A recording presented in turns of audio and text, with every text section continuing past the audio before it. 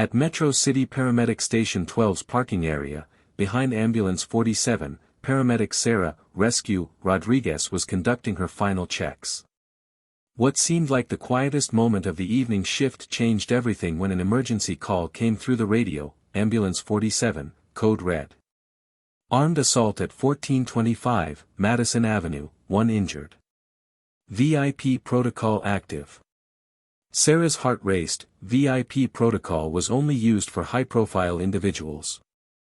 When she arrived at the scene, she saw him lying in blood among police tape and FBI agents, Senator Robert Williams, one of the city's most prominent politicians. Single gunshot wound to the chest, pulse weak but steady. Sarah's professional training kicked in, loading patient onto stretcher, immediate transport to St. Mary's Hospital. Estimated arrival 12 minutes. In the back of the ambulance, while intubating Senator Williams, the man murmured unconsciously, "Files, must be safe, they're coming." Sarah focused on her patient but kept her ear on the radio. Why is this patient so important, she wondered. 3 blocks from St. Mary's Hospital, Sarah heard her partner Mike's voice from the driver's seat. "Sarah, there are 3 vehicles behind us, they're following us strangely." At that moment, the ambulance windows rattled. 2 motorcyclists approached from the side. The ambulance suddenly stopped. Mike's voice was panicked. "Sarah, there are armed men." Gunshot. Then silence. The ambulance's rear doors burst open and 3 masked men stormed in. The leader spoke through an electronic voice changer. "Driver's dead. You're driving now. New destination." Sarah raised her hands but her eyes were cold. "This man requires emergency medical care. We need to go to the hospital." "No," the leader pressed a gun to Sarah's head. "You just keep him alive. If he dies, you die." Sarah realized then, the patient wasn't just a victim, he was the target. And these men needed Sarah to keep him alive. But Sarah Rodriguez wasn't just a paramedic. 6 years ago, before her discharge, Sergeant Sarah Rodriguez was the best combat medic in the Green Beret 5th Special Forces Group. 3 tours in Afghanistan, 47 confirmed saves under fire, and surgical operation capability under enemy fire. And now, Ambulance 47 was her new battlefield. As the masked leader forced Sarah into the driver's seat, her mind automatically shifted into the tactical assessment mode that had kept her alive through 3 combat deployments. The ambulance wasn't just a medical transport vehicle anymore, it was a mobile command center filled with equipment that could serve dual purposes. "Drive to the industrial district," the leader commanded, pressing his weapon against the base of Sarah's skull. "And remember, your patient dies if you try anything heroic." Sarah started the engine, but her eyes were cataloging every piece of medical equipment within reach. Defibrillator, 2000 volts of stopping power. Oxygen tanks, pressurized explosive potential. For stands, improvised weapons. Surgical instruments, precision tools for more than medicine. In the rearview mirror, Sarah could see the other 2 terrorists. One was monitoring Senator Williams' vital signs, clearly having some medical knowledge. The other was scanning the streets, watching for pursuit. Professional. Organized. But they'd made a critical error. They'd trapped themselves in a confined space with someone who had been trained to fight in confined spaces. "What's your name, paramedic?" the leader asked. "Sarah Rodriguez." "Well, Sarah Rodriguez, you're going to keep our friend alive while we have a conversation with him. Simple job for a simple medic." Sarah almost smiled. Simple medic. If only he knew that Sergeant Rodriguez had performed emergency surgery while under Taliban sniper fire, had extracted wounded soldiers from exploding vehicles, had turned medical supplies into weapons when ammunition ran low. "How long has he been unconscious?" Sarah asked, checking Senator Williams' pupils with her penlight. "Since the shooting." 47 minutes. Sarah's trained medical instincts kicked in. Gunshot wound to the upper chest, possible lung damage, blood loss significant but not immediately fatal. The senator needed surgery within the next hour, but he was stable enough for transport. Which gave Sarah time to plan. "I need to adjust his fore," Sarah said, moving toward the medical equipment. "Do it. But slowly." As Sarah reached for the fore bag, her fingers brushed against the emergency radio hidden in the medical supply compartment. A radio that connected directly to Metro City Emergency Dispatch, and through them, to every police unit in the city. She began adjusting the senator's fore drip, but her other hand found the radio's emergency button. 3 short presses. Pause. 3 short presses. Pause. 3 short presses. SOS in Morse code. Transmitted on the emergency frequency that every first responder in the city monitored. At Metro City Emergency Dispatch, operator Lisa Chen heard the coded signal and immediately recognized it as coming from Ambulance 47. Sarah Rodriguez had been transmitting SOS for the past 2 minutes. Lisa pulled up the ambulance's GPS tracking and saw it heading toward the industrial district instead of St. Mary's Hospital. She immediately contacted Detective Captain Martinez. "Captain, we have a potential 10 to 54 on Ambulance 47.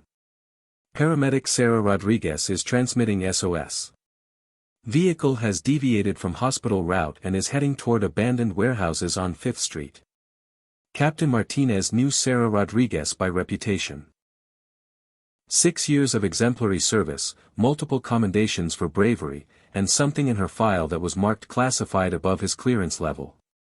"Dispatch SWAT to the industrial district. Set up perimeter but do not engage until we have clear intel. And Lisa, pull Rodriguez's full personnel file. I want to know everything about our paramedic." Meanwhile, in the ambulance, Sarah continued her careful medical assessment of Senator Williams while planning her next move. The terrorist monitoring the senator's vitals was getting nervous. "His blood pressure is dropping," the medically trained terrorist said. "We need to get him medical attention soon." "That's what she's for," the leader replied, gesturing at Sarah. Sarah looked up from her patient. "I can stabilize him, but he needs surgery." "What exactly do you want from him?" "Information. About certain government contracts. About certain people who have been very bad for business." Sarah understood. Senator Williams had been investigating organized crime connections to government contracts. These weren't random terrorists, they were professional criminals eliminating a threat. Which meant they would kill both her and the senator as soon as they got what they needed. Sarah's hand moved to her medical bag, where her fingers found a very special piece of equipment. A morphine injector. But not for the senator. For herself. In Afghanistan, combat medics carried auto-injectors filled with stimulants for emergency situations. Adrenaline, painkillers, and performance enhancers for when wounded medics needed to keep fighting. Sarah had kept one, hidden in her civilian medical kit. Just in case. She palmed the injector and triggered it against her thigh, feeling the rush of combat stimulants flooding her system. Her vision sharpened. Her reflexes accelerated. Her mind cleared. Sergeant Rodriguez was back in the field.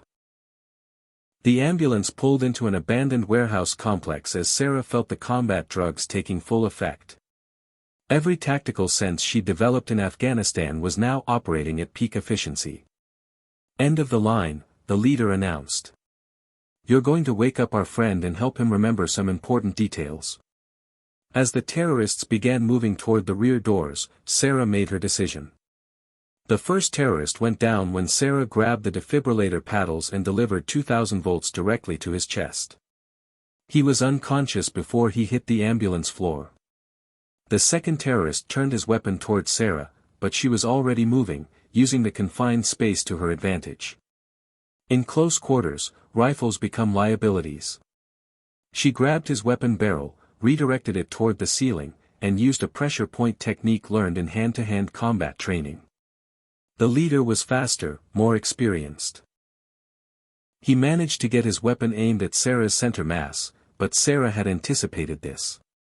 She triggered the oxygen tank release, filling the ambulance compartment with pressurized gas, then threw a surgical scalpel at the ceiling-mounted light fixture.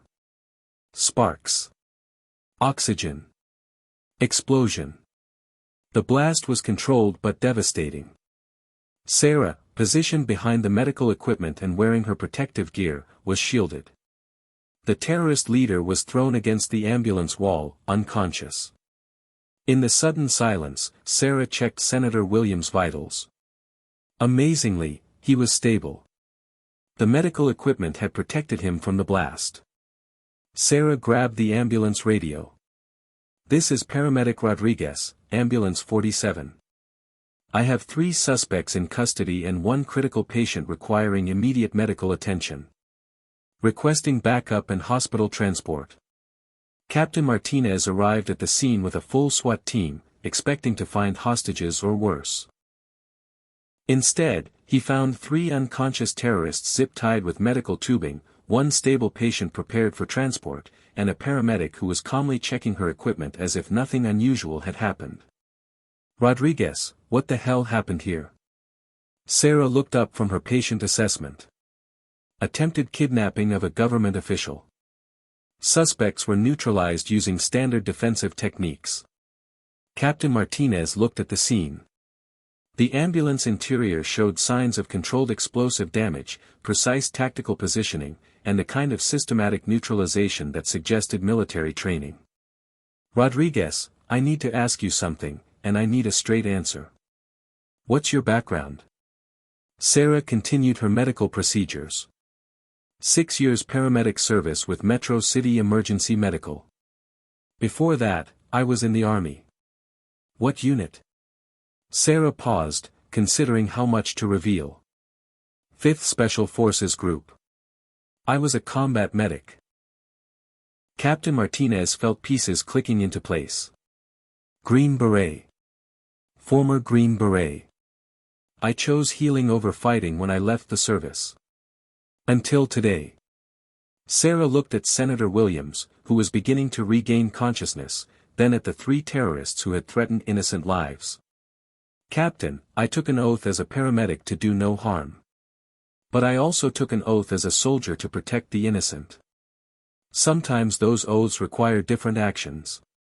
Senator Williams opened his eyes, focusing on Sarah's face. What happened?"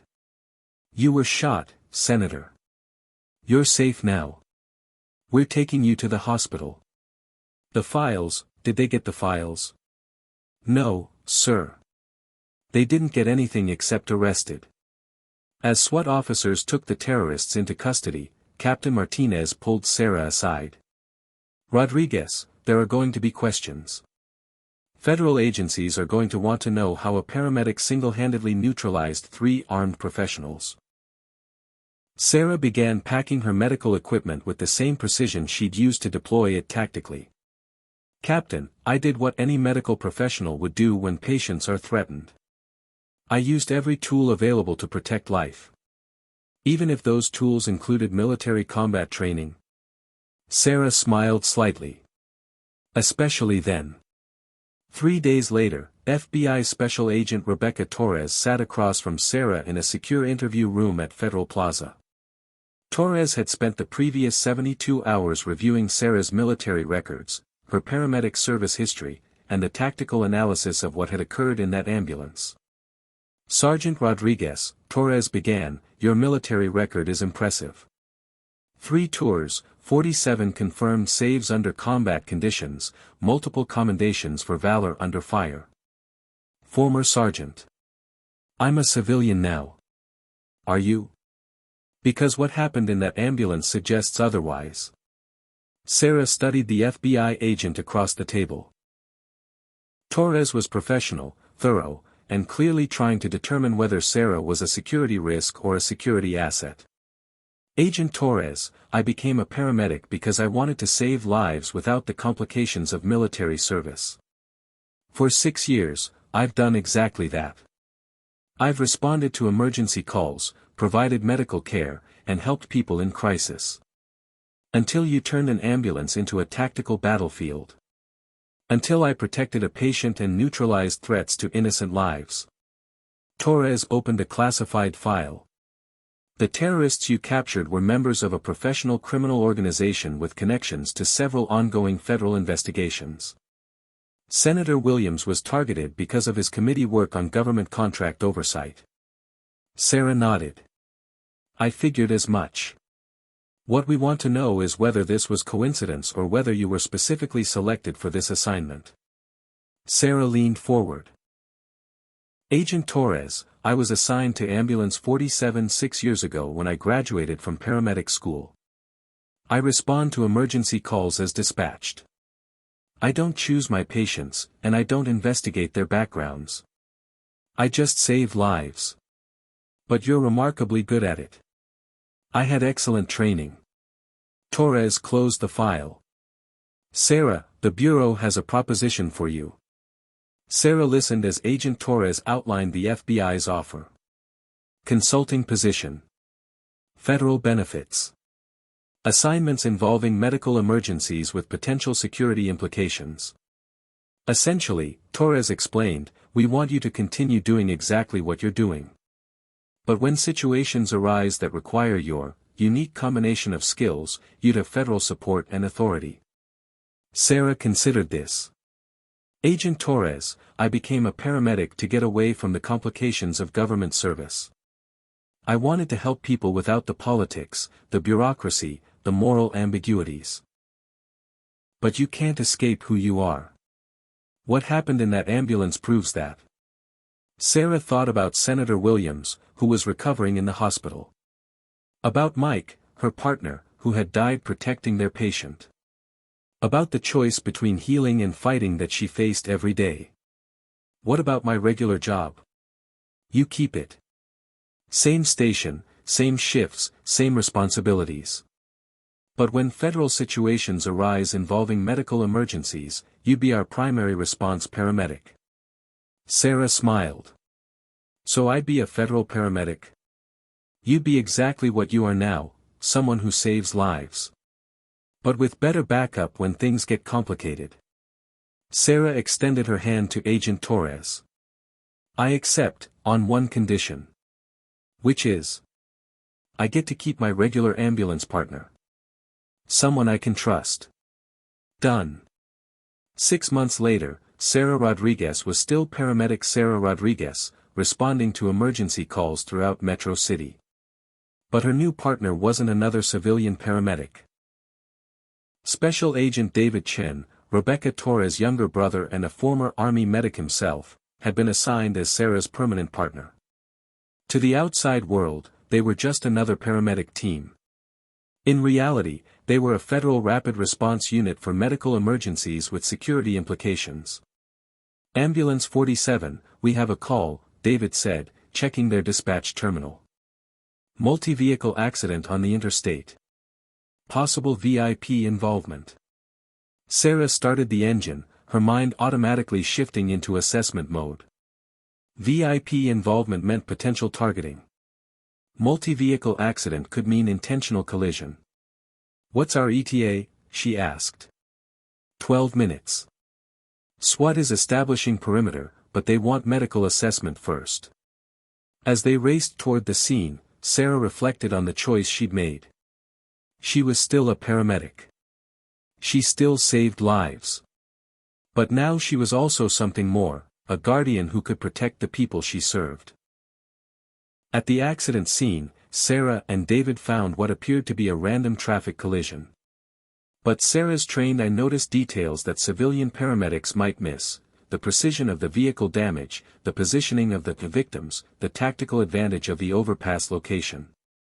David, she said quietly, this isn't an accident. Ambush? Setup. Question is, for whom? That's when Sarah heard the familiar sound of helicopter rotors approaching. A medical transport helicopter, supposedly coming to assist with casualties. But Sarah recognized the flight pattern. It wasn't medical. It was military. David, we need to evacuate these civilians immediately. Why? Sarah was already moving, her combat instincts fully engaged. Because we're not the rescue team. We're the targets. What happened next on Interstate 495 would become classified at levels above congressional oversight. The details would never appear in news reports, and the civilians involved would remember only that they were helped by remarkably efficient paramedics during a terrible accident. But in federal law enforcement circles, the incident would become legend. Two paramedics had identified and neutralized a sophisticated attempt to eliminate federal witnesses, using medical equipment and an ambulance to coordinate a defense that saved 12 lives and captured an entire criminal organization. Sarah Rodriguez returned to her regular duties at Metro City Emergency Medical Services, where she continued to be known as an exceptionally dedicated paramedic who always seemed to be in the right place at the right time. Her colleagues never knew that their quiet, professional teammate was actually a federal asset who had turned medical service into a form of national security. But Sarah knew. And every time she responded to an emergency call, every time she started the engine of Ambulance 47, every time she helped someone in crisis, she carried the knowledge that healing and protecting weren't opposite missions. They were the same mission, served with different tools. Some paramedics save lives with medical equipment. Some save lives with tactical expertise. The best ones, like Sarah Rodriguez, save lives with both. Because sometimes the most important battles are fought not on traditional battlefields, but in the back of an ambulance, where the difference between life and death depends on someone who knows how to heal and how to fight, and most importantly, when to do each. The war had followed Sarah home from Afghanistan. But she had learned to fight it with medical equipment, federal authority, and the understanding that true victory meant everyone going home alive. Even the enemies, when possible. Because that's what separated the good guys from everyone else. They saved lives, even when it would be easier to take them. Sarah Rodriguez had found her purpose, guardian angel in paramedic scrubs, protecting the innocent with skills learned in the world's most dangerous places, serving her community with dedication learned in military service. The perfect combination of warrior and healer, hidden in plain sight, ready to respond when emergencies required both medical expertise and tactical precision. That's why, when other paramedics heard Sarah's call sign on the radio, they felt a little safer. Not because they knew her secret, but because they sensed that Rodriguez was someone who would always find a way to bring everyone home alive. And in a profession dedicated to saving lives, that reputation was the highest honor possible.